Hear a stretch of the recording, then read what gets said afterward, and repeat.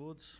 Meu nome é João Carlos De Carli, sou assessor técnico da Comissão Nacional do Meio Ambiente, sou engenheiro agrônomo, sou pós-graduado em Direito Ambiental e Recursos Hídricos e eu vou tentar apresentar para vocês um pouco das conquistas que nós tivemos com o novo Código Florestal. A Lei 2.651 de 2012 é o marco dessa nova lei e o que nós gostamos de destacar exatamente os princípios deste Código Florestal. No que se destaca os princípios? Os princípios é o que um juiz, quando analisa um processo, ele tenta observar o que o legislador pensou quando ele fez aquela lei. E normalmente esses princípios ficam no artigo 1º, algumas vezes no artigo 2º. Nesse caso, ficou no artigo 1º. Então, reformulação dos princípios da lei, equiparando a preservação ambiental à necessidade de produção de alimentos. Pela primeira vez, nós conseguimos fazer, igualizar tanto a preservação ambiental quanto a necessidade de produção de alimentos. Antigamente, o Código Florestal só se tratava de preservação ambiental. O condicionamento dos benefícios das consolidações à não conversão de novas áreas. Houve um acordo entre o Congresso e o setor agropecuário quando se disse que vamos ter alguns benefícios, mas esses benefícios virão junto com necessidade do produtor rural se adequar em cima da nova tecnologia para preservar melhor tanto o solo quanto a água da sua propriedade. E colocamos na lei o princípio da irretroatividade, que é o respeito à lei na época. Esse é um princípio constitucional, mas como nós tínhamos problemas em relação à interpretação desse princípio junto ao Código Florestal antigo, nós conseguimos incluir na lei. Então nós temos que obedecer à lei da época quando nós fizemos a abertura das nossas propriedades. Reserva legal. Essa é uma parte muito interessante do novo Código Florestal em cima da regularização. Então o que nós temos?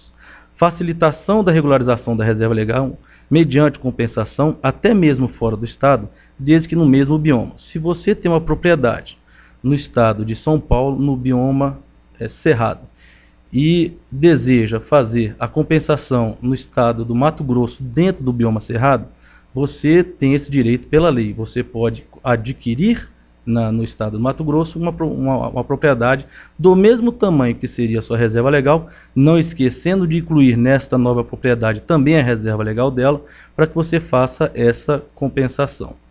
A possibilidade de recomposição com até 50% de espécies exóticas, aumentando a possibilidade de renda de reserva legal. Você pode fazer o plantio nas entrelinhas da sua reserva legal, para recomposição da mesma, de espécies exóticas. Um exemplo claro é a cabruca no estado da Bahia, onde você vai colocar o cacau nas entrelinhas, ou o café sombreado, ou até a utilização de espécies arbóreas, como o eucalipto. Você vai poder fazer o plantio de eucalipto nas entrelinhas das espécies nativas, e com isso você vai poder ter uma renda enquanto você estiver fazendo a colheita desse eucalipto. Exigência de reserva legal para imóveis rurais até 4 módulos. Somente as áreas remanescentes de vegetação nativa existentes em 22 de julho de 2008. Lembre-se muito dessa data, 22 de julho de 2008, e dos 4 módulos fiscais. Você tem que saber, junto ao INCRA, qual é o módulo fiscal do seu município. Você tendo essa informação, você consegue se enquadrar dentro da lei. As pessoas que não possuem reserva legal dentro dos 4 módulos e abriu a propriedade antes de 22 de julho de 2008, não necessitam fazer a recuperação da sua reserva legal. Ou, se você tiver um pouco de vegetação ainda remanescente dentro da sua propriedade, você vai poder utilizar esse remanescente como sua reserva legal. Lembrando da data de 22 de julho de 2008. Após essa data, você se enquadra como está na lei e que não foi alterada da 4771, em cima da porcentagem da propriedade. Resgate do direito adquirido para o estabelecimento do percentual de reserva legal conforme a lei no tempo. Temos que observar que as propriedades começaram a ser abertas no Brasil desde a época da sua colonização. E a legislação ambiental brasileira, em cima do que se trata de Código Florestal, começou a partir de 1934. E a partir dos anos sofreram algumas alterações. Então você tendo conhecimento da época que você fez, um exemplo, a abertura da sua reserva legal, você vai ter que obedecer à lei na época, podendo até não ter reserva legal se você conseguir comprovar que abriu a sua propriedade antes de 34. No caso da recuperação de área de preservação permanente, é outro benefício que esse novo Código Florestal colocou, porque nós temos as metragens de área de preservação permanente que não foram alteradas, e também alguns tipos de área de preservação permanente. Mas, se o produtor rural conseguir provar que fez a abertura da sua propriedade antes de 22 de julho de 2008, quando ele for fazer a recuperação de APP, ele não precisa fazer conforme está as metragens do código. Ele pode seguir essa tabela, que é a famosa tabela da escadinha. Um exemplo claro, nós temos na linha verde em cima o tamanho da propriedade, de um módulo fiscal até 10 módulos fiscais. Lembrando que você tem que achar isso dentro do seu município em relação ao INCRA. Na segunda linha, nós temos as áreas de preservação permanente de curso d'água natural. Propriedades até um módulo fiscal, não importa a largura do rio, somente terá 5 metros de APP.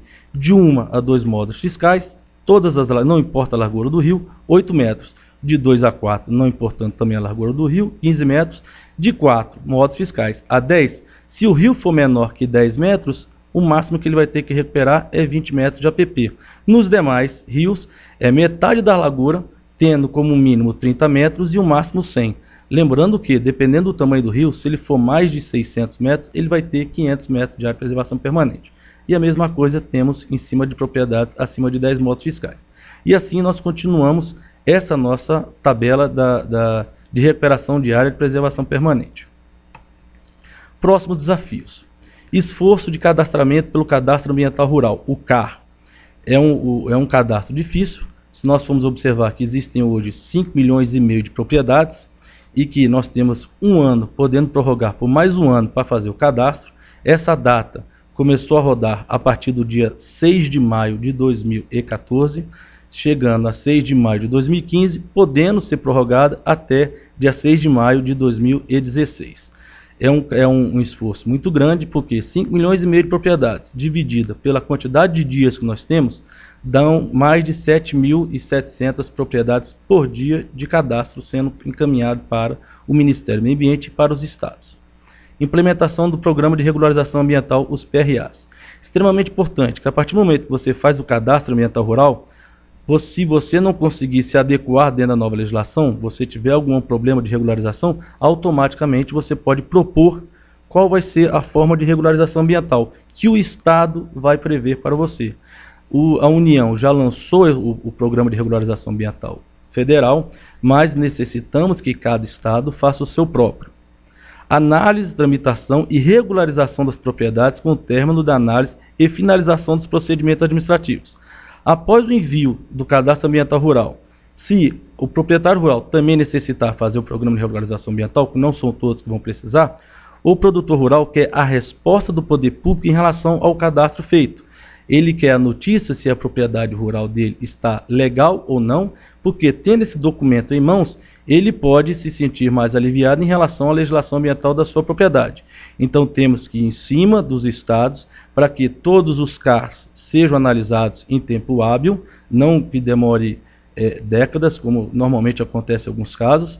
Nós gostaríamos que essas análises e tramitação sejam feitas a tempo, para que a gente, com a nossa regularização de propriedade, podemos dormir tranquilo junto à nossa família.